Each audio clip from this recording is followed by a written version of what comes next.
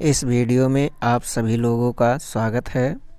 आज के इस वीडियो में हम विज्ञान के 10 महत्वपूर्ण प्रश्न बताने जा रहे हैं जो हाई स्कूल की परीक्षा और इंटरमीडिएट की परीक्षा तथा सभी प्रकार के प्रतियोगी परीक्षाओं के लिए महत्वपूर्ण है। तो ये सभी प्रश्न ध्यान से देखिए और समझिए। तो यहाँ पर देखिए, आपके सामने जो है पहला प्रश्न दिया जा रहा है, न्यूट्रॉन की खोज कैसे हुई स्पष्ट करो।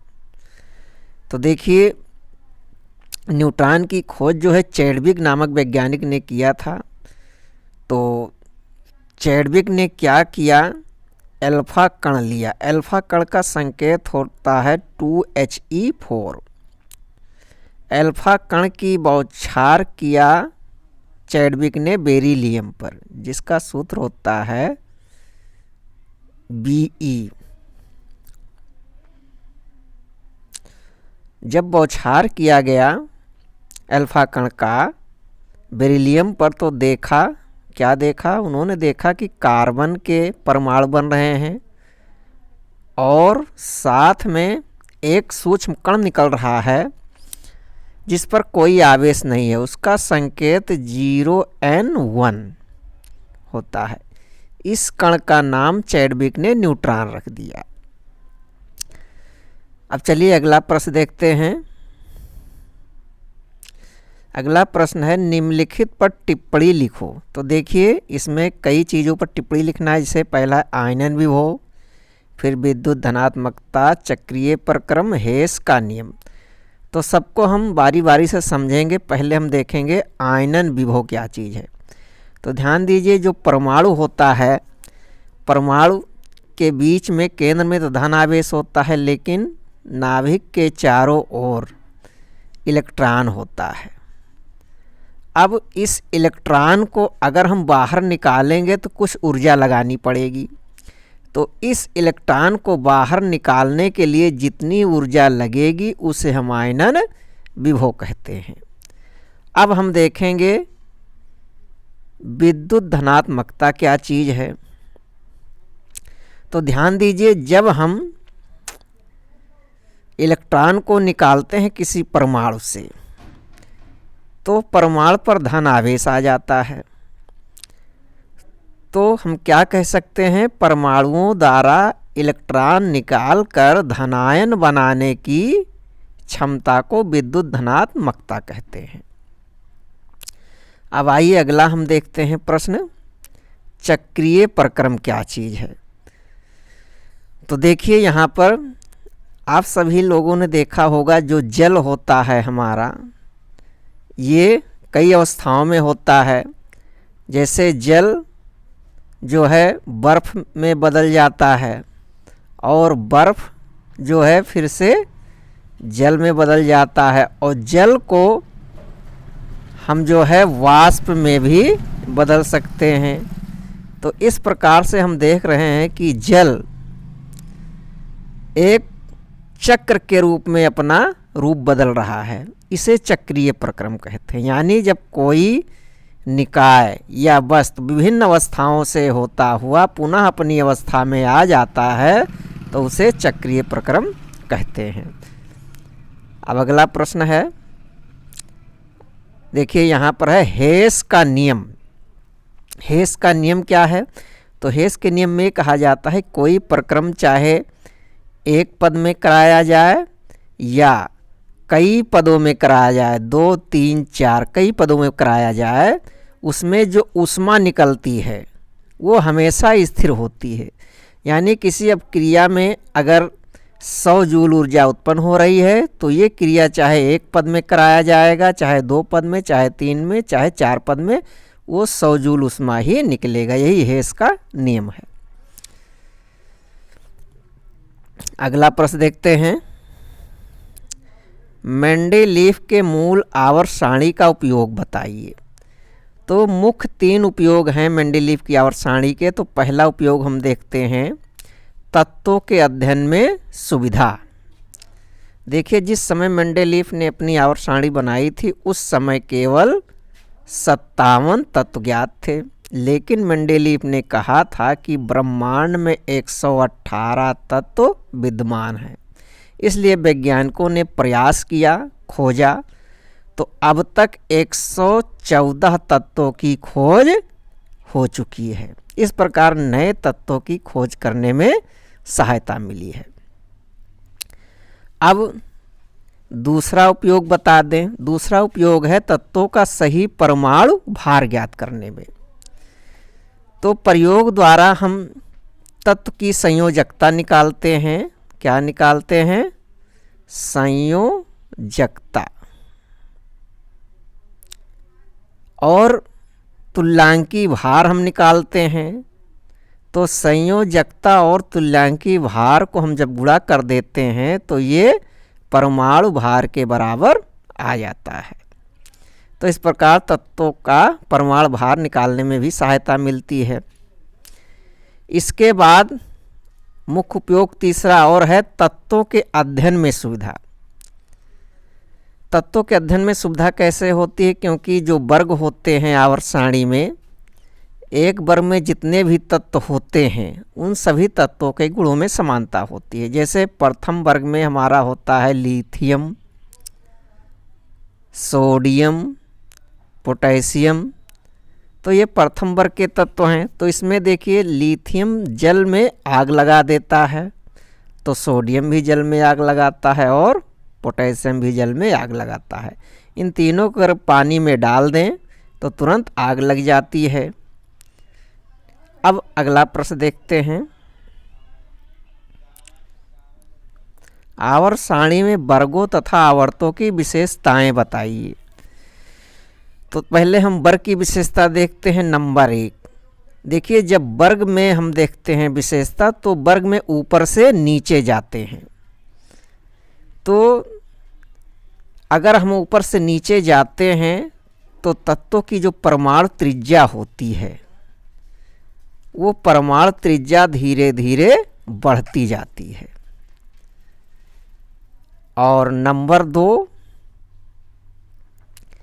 क्या लिखेंगे विशेषता में? ऊपर से नीचे हम जाते हैं तो तत्वों की विद्युत धनात्मकता बढ़ती जाती है। और तीसरा, वर्ग में ऊपर से नीचे जाते हैं तो धनायन बनाने की क्षमता बढ़ती जाती है। और अगला पॉइंट अगर हम देखें तो वर्ग में ऊपर से नीचे अगर हम जाते हैं तो तत्व के ऑक्साइडों की क्षारीय प्रकृति बढ़ती जाती है। अगर हम देखेंगे आवर्त की विशेषता, तो आवर्त में हमेशा बाएं से दाएं चलते हैं, तो जो आपने वर्ग की विशेषता लिखा था उसका उल्टा कर देते हैं। यानी जो चीज़ ऊपर से नीचे जाने पर बढ़ता था वही चीज़ बाएं से दाएं जाएंगे आवर्त में तो वो घटने लगता है। अगला प्रश्न है विकर्ण संबंध को उदाहरण सहित समझाइए। ये आवर्त सारणी का प्रश्न है। तो विकर्ण संबंध देखिए केवल दूसरे और तीसरे आवर्त के तत्वों में ही पाया जाता है। जैसे दूसरे आवर्त के तत्व कौन से हैं? लिथियम है, बेरिलियम है, बोरान है। और अगला तत्व भी लिख देते हैं, ये है कार्बन। और तीसरे आवर्त में देखिए कौन कौन से तत्व हैं? ये हमारा होता है सोडियम, मैग्नीशियम, एल्यूमिनियम और सिलिकॉन। तो विकर्ण का मतलब तिरछी लकीर हम खींचेंगे जैसे ये हम खींच रहे हैं। तो देखिए यहाँ पर क्या देख रहे हैं? लिथियम का गुण मैग्नीशियम से मिलता है और बेरिलियम का गुण एल्यूमिनियम से मिलता है, बोरान का गुण सिलिकॉन से मिलता है। तो यही विकर्ण संबंध है। यानी दूसरे और तीसरे आवर्त के कुछ तत्वों के गुणों में समानता होती है जिसे विकर्ण संबंध कहते हैं।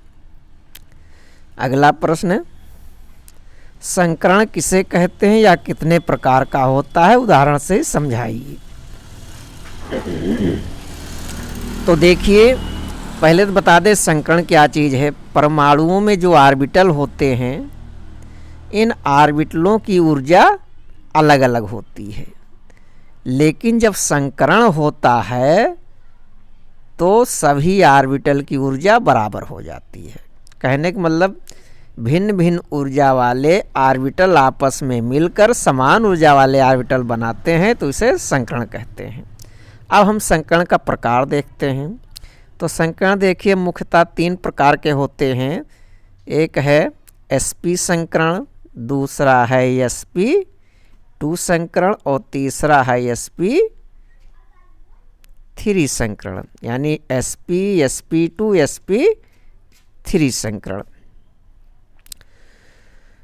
तो अब ये सभी संकरण क्या चीज़ हैं, कैसे समझेंगे? तो देखिए sp संकरण की बात आएगी तो इसका मतलब एक s ऑर्बिटल और एक p ऑर्बिटल जब मिलते हैं संकरण के लिए तो इसे sp संकरण कहते हैं।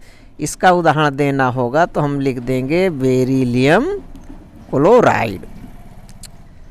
अब अगला देखते हैं sp2 संकरण। तो इसमें क्या लिखेंगे? जब एक s ऑर्बिटल और 2 p ऑर्बिटल आपस में संकरण करते हैं तो इसे sp2 संकरण कहते हैं। उदाहरण देना होगा तो लिख देंगे BF3 यानी बोरान ट्राईफ्लोराइड। और sp3 संकरण, तो इसमें क्या लिखेंगे? जब एक s ऑर्बिटल और 3 p ऑर्बिटल आपस में मिलकर संकरण करते हैं तो इसे sp3 संकरण कहते हैं। उदाहरण लिखना होगा तो लिख देंगे CH4 में यानी मेथेन में। अगला प्रश्न, हाइड्रोजन बंध उदाहरण सहित समझाइए। तो देखिए हाइड्रोजन बंध है तो पहले तो इसमें हाइड्रोजन तो रहेगा ही, और इसके अतिरिक्त देखिए ऑक्सीजन या नाइट्रोजन या फ्लोरीन ये सब उच्च विद्युत ऋणात्मक तत्व हैं। तो हाइड्रोजन तथा उच्च विद्युत ऋणात्मक तत्व के बीच में दुर्बल आकर्षण बल होता है जिसे हाइड्रोजन बंध कहते हैं। अब इसका उदाहरण हम दे सकते हैं, जैसे ये है हमारा हाइड्रोजन फ्लोराइड। तो हाइड्रोजन फ्लोराइड के कई अणु हैं, आपस में ये हाइड्रोजन बंध के द्वारा जुड़ जाते हैं। इससे क्या होता है? यौगिक की भौतिक अवस्था बदल जाती है। जैसे हाइड्रोजन फ्लोराइड ये द्रव अवस्था में होता है क्योंकि इसमें हाइड्रोजन बंध पाया जाता है। लेकिन यहाँ पर देखिए HCl है, तो HCl जो होता है ये गैस अवस्था में होता है, जबकि इसका अणुभार हाइड्रोजन फ्लोराइड से अधिक है क्योंकि इसमें हाइड्रोजन बंध नहीं बनता है, इसलिए ये गैस अवस्था में रह जाता है। अगला प्रश्न है, निम्नलिखित का लुई बिंदु संरचना बनाइए। तो पहले इसमें दिया जा रहा है जल। तो लुई बिंदु संरचना कैसे बनाते हैं? हमें तत्वों के परमाणुओं के बाहरी कोश का इलेक्ट्रॉन मालूम होने से कितना होता है। जैसे जल है तो यहाँ पर पहले हम हाइड्रोजन का बनाएंगे H। हाइड्रोजन में 1 इलेक्ट्रॉन होता है, और ऑक्सीजन जो होता है, ऑक्सीजन में 6 इलेक्ट्रॉन होता है बाहर, 1 2 3 4 5 6। अब हाइड्रोजन के 2 परमाणु हैं तो 2 तरफ बना देंगे हम इसको। अब एक बंध इधर से एक बंध इधर से, तो ये लुई बिंदु संरचना बन गया H2O का। अब अगला देखिए मैग्नीशियम ऑक्साइड यानी MgO। ये विद्युत संयोजक यौगिक है, तो पहले हम Mg लिखेंगे, इसके बाद O लिखेंगे। मैग्नीशियम के बाहरी कोश में 2 इलेक्ट्रॉन होता है, ऑक्सीजन के 6, 1 2 3 4 5 6। अब क्या करेंगे? ये मैग्नीशियम अपना दोनों इलेक्ट्रॉन जो है ऑक्सीजन को दे देंगे। अब इससे क्या होगा कि दोनों के बाहरी कोश में 8-8 इलेक्ट्रॉन हो जाता है, जो स्टक नियम का पालन कर रहे हैं। ये लुई बिंदु संरचना बन गया। अब नाइट्रिक अम्ल का बनाना है, तो इसका सूत्र होता है HNO3। तो इसका कैसे बनाएंगे? तो पहले तो हम देखिए H, ये है N, तो H के बाहरी कोश में, हाइड्रोजन के बाहरी कोश में 1 इलेक्ट्रॉन होता है और नाइट्रोजन के 5, 1 2 3 4 5। इसके चारों तरफ 3 ऑक्सीजन लगा देते हैं और ऑक्सीजन में एक एक बंद हो जाता है और हाइड्रोजन में एक बंद हो जाता है। ऑक्सीजन में 2 बंद होगा। अब अगला देखिए इसमें कौन सा है, सल्फ्यूरिक अम्ल। इसका सूत्र होता है H2SO4। अब इसमें भी देखिए, इसमें क्या करेंगे, बीच में हम देखिए सल्फर बना देंगे, फिर 4 ऑक्सीजन जोड़ देंगे, इधर एक हाइड्रोजन, एक इधर हाइड्रोजन। इस प्रकार से ये हमारा H2SO4 का बन जाएगा। अगला प्रश्न देखते हैं, अष्टक नियम का अपवाद उदाहरण सहित समझाओ। तो जो यौगिक अष्टक नियम का पालन नहीं करते हैं उसको अष्टक नियम का अपवाद कहते हैं, जैसे H2O। और भी उदाहरण दे सकते हैं। अगला प्रश्न, विद्युत संयोजकता को उदाहरण सहित समझाइए। तो देखिए क्या है, जब यौगिक या अणु बनने में परमाणुओं द्वारा इलेक्ट्रॉन का आदान प्रदान होता है तो उसे विद्युत संयोजकता कहते हैं। जैसे यहाँ पर दिखा देंगे NaCl का बनना। तो देखिए NaCl बनता कैसे है।